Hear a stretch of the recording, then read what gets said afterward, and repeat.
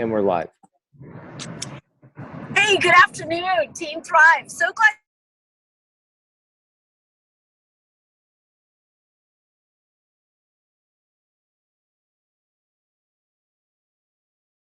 you jumped this today because I still couldn't make it, still have a chance to view her tips.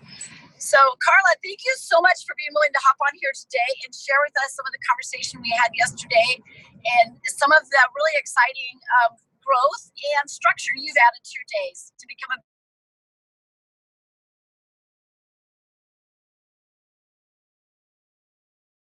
super consistent. It does all the structures of our coaching program exquisitely. But what I've really noticed is her personal confidence and business leadership growth, and that's what we'll talk about today for a few minutes. Okay? Well, thank you. That was really sweet.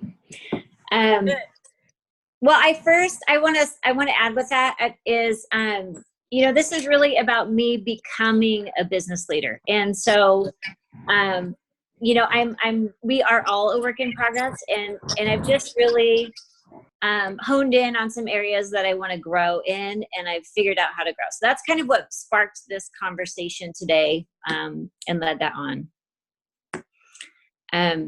But I guess I'll give you a little history first. So I started coaching about 4 years ago.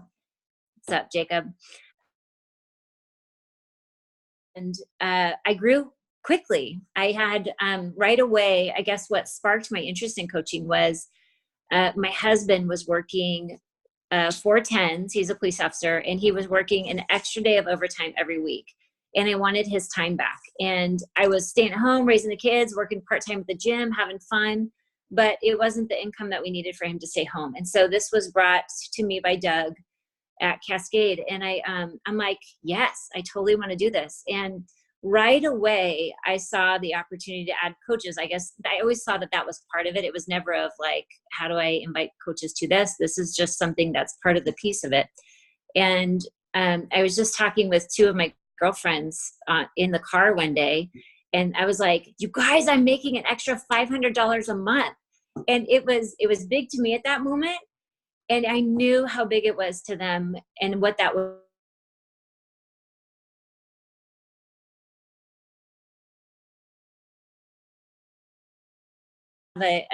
Any weight to lose either. So we kind of started that way. And when I started coaching coaches, my mentors coached my coaches for me, and my coaches grew. And so in that first year, I had a lot of business growth, but really it was my mentors growing my coaches for me. I really appreciated that from them.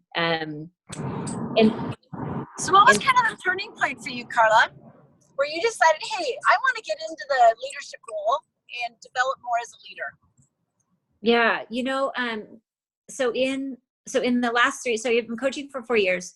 In my 3rd year, I did not have the growth that I've had previously. And I'm like, well, what's going on? And I've been stuck in that place in my business for a couple years. And that's really what has sparked this. It's like, I can't help my coaches any more than where I'm at. I can't help other people grow past me or where I'm at. So that's really what started that.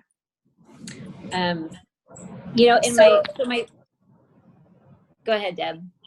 Oh, you probably were going right into it. I was going to say, so what did you do different to kind of up your leadership game?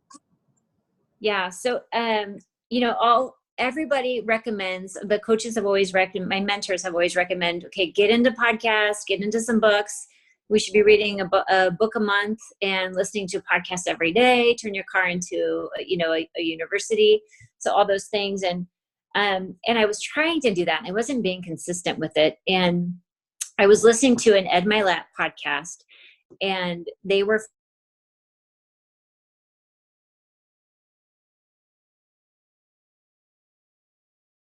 like, how many times have people said, I'm going to start a diet on Monday, or I am going to start doing personal growth every day, and we just don't do it.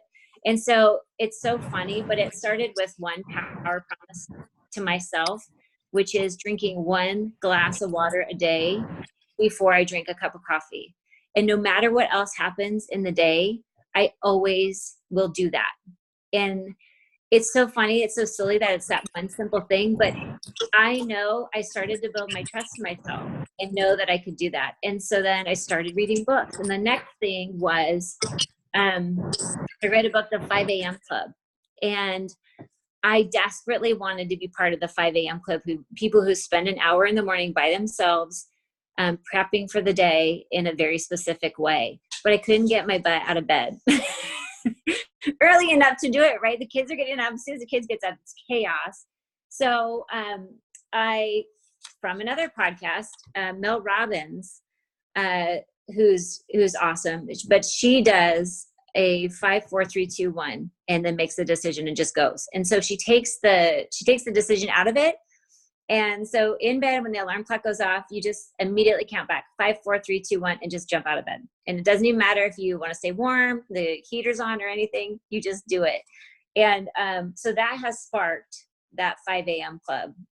Oh, I love that. That's really awesome, Carla. 5 a.m. club. Hey, who others of us need to join the 5 a.m. club and get into that structure? That's really good. Yeah. And so I recommend that book, but it's 20 minutes of activity, physical activity, 20 minutes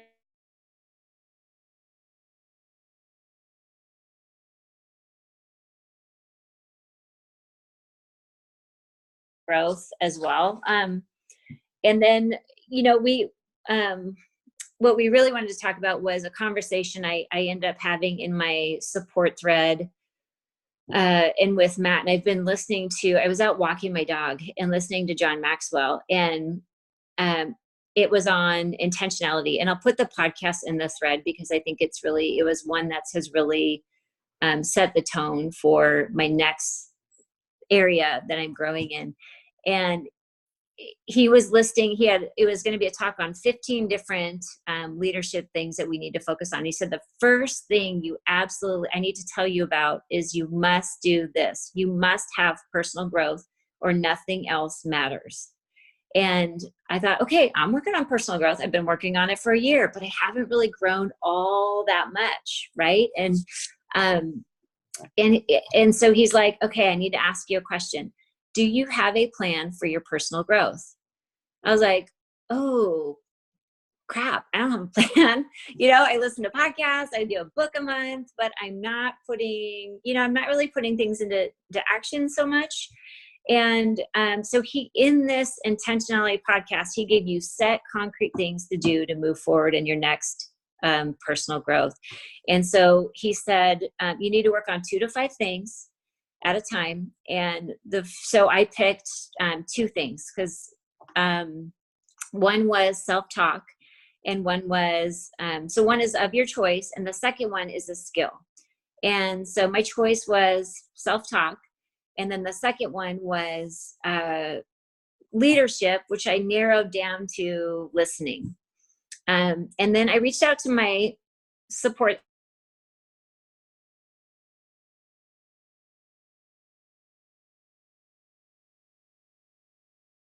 These guys want to help me. I know they do. So I'm going to do this and go from there. And I put in there, I said, hey, I'm doing this John Maxwell podcast, and I have 2 things I want to work on. One is self-talk, and the other one is leadership, but there's got to be a specific area that I should focus on first. So I'm thinking listening. Do you have a better idea? How do these 2 things sound? And that sparked a conversation with Matt. Yeah. Great. Can you tell us a little bit about that conversation? How did listening grow into something a little bit different? Okay.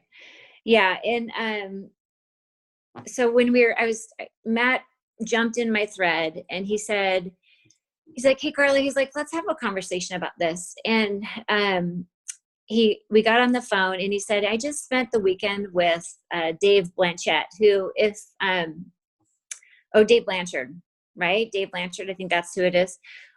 So Dave Blanchard he's a world leader, and Matt and Christy spent the weekend with them just for their accountability partners and in something that they have going on the side. And he said, I just spent the weekend with him, and he told me that 90 of our coaches, 93% of the coaches we bring on have the potential inside them to create something magical. But 88% of those people get frozen because of self-talk. And I'm going to pull up my notes here from that meeting because I wanted to make sure I hit a few things. But and I was like, yeah, I'm like, I could totally see that. And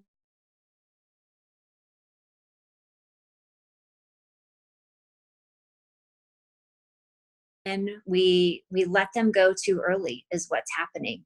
So what we need to do is, if we walk beside them and we coach their clients for them and get them locked in, it'll help them build confidence in themselves to handle the voice inside them. So like a lot of times what happens is they're racers, and they start coaching because something has motivated them. And then our process comes along and it gets scary and it gets muddled up a little bit, and they freeze and they can't go any further. And so, and we have to help them, get them unstuck and get them to the point of being comfortable. And it's incumbent upon us to release that genius that's inside them. And we do that through listening. And so I'm like, well, how do we do that? And then we uncover deeper. It's through the art of asking good questions. So all of this, becoming a good listener, really starts with asking good questions, asking what motivates them, and just really diving into how to awaken them. And then, instead of like what I've been doing in the past is, I've been helping them bring clients on and doing the health assessments, but I haven't really been walking and coaching all of their first clients. And what will happen with these coaches is they're so excited. And then somebody falls off program, right? Like, and that happens to all of us. But they haven't learned, that new coach hasn't learned the art of managing disappointments, because that's a personal growth. And we're all on this journey working on personal growth.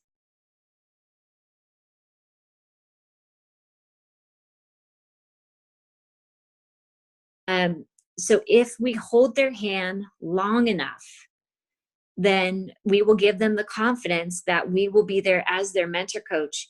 They can reach back, and they know that we'll be there to help them and help them get through and walk through that journey at a moment's notice. But it all starts with being able to ask them the right questions to elicit the response that we need to hear. Do you have suggestions, Carla, on how to become better question askers? So I'm working on that. That's where I'm at.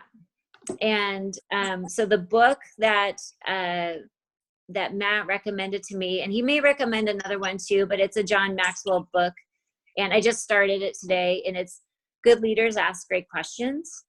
And so I'm going through there, I'm clipping notes and highlighting, and but it's really uncovering it's that. And then get into books. Oh, and so this is a big thing I wanted to, and you'll learn this in the podcast, but so how you focus on that one skill. So if I'm going to focus on asking good questions, so this is how you put the plan into action, which this is the piece that I've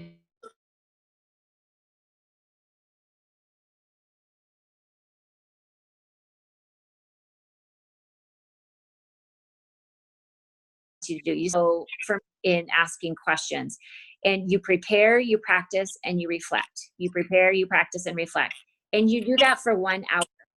And so I'm starting that tomorrow, but that is what you do in your 1 hour of power. And if you do that every day,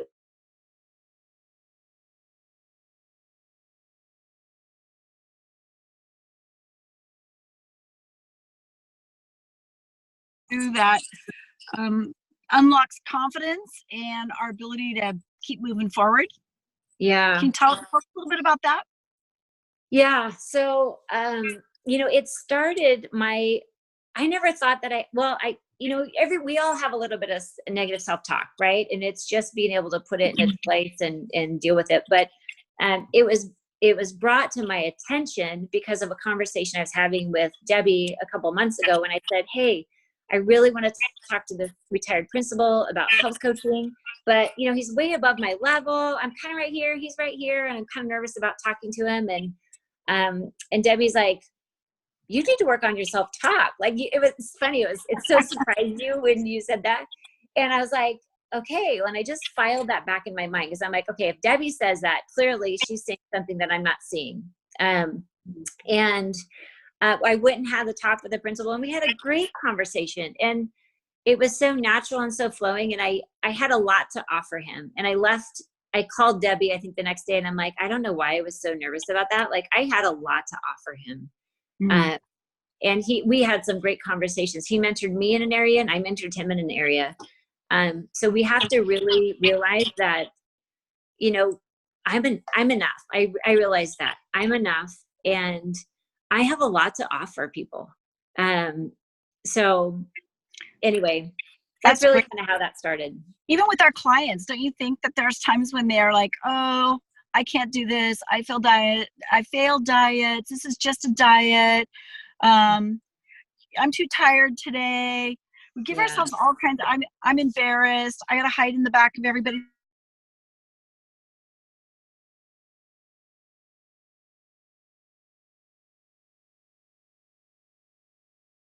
Turn those things around and pump ourselves up and like, I'm really doing good at this. I can do this. I'm worthy. So I loved it when you made that comment that like, I am enough. I am worthy. We don't have to all be experts at everything. We just need to go in there and share what we've got. Yeah. So Carla, anything else you want to pop in there? I think the content was phenomenal, what you just shared. I really appreciate that. If there's not anything else, I wanted to just do a really quick little wrap, and we'll let people get on with their day. Well, I did want to share one thing. In the the first area of growth, which I'm just realizing this, the first area of growth for all new coaches, I feel like, is managing disappointments, because they are going to come. You know what I mean? I feel like if we can address that early on, I think, and if I handhold long enough, they maybe won't have that disappointment to manage as early. But I feel like that's really an area that some people need to grow in right from the beginning, is just learning that. And that's what a wonderful life skill.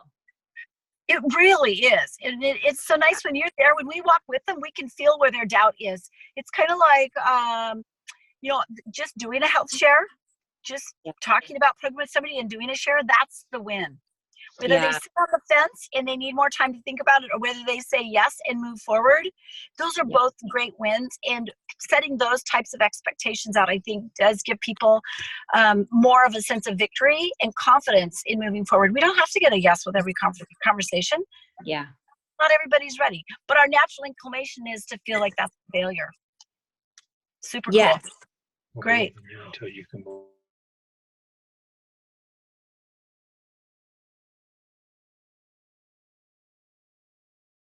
The way it is. Right. Great. Well, that's really great. And we need to let people get back to their day and wrap it up here. So a couple of things that I heard Carla say is, hey, she made a commitment to herself to find an extra hour in the day to get better. And that wasn't just reading and listening to things. It was also activity and exercise in her own personal health. And I would challenge myself and the rest of us to join her 5 a.m. club. I think that's pretty cool. Some of us don't have to be up at 5 to get it done before we get kids off to school. It could be a little later for some, but that is really powerful. And your whole conversation about keeping promises to yourself, epic. I've heard it called self-integrity. The more times we don't do what we tell ourselves we're going to do, and we break that promise, the easier it is to keep doing it and not doing what we say we're going to do, and just never have forward progress. That self-integrity is super important. And then the whole art of communication, the question asking, the ability to listen and manage our self-talk and pump ourselves up and be our number one fan. Cool stuff. So thanks, Carla. Anything else good of the order? Awesome. Okay. All right, you guys. Have a really great day. Thanks for coming on, Carla. I really appreciate it.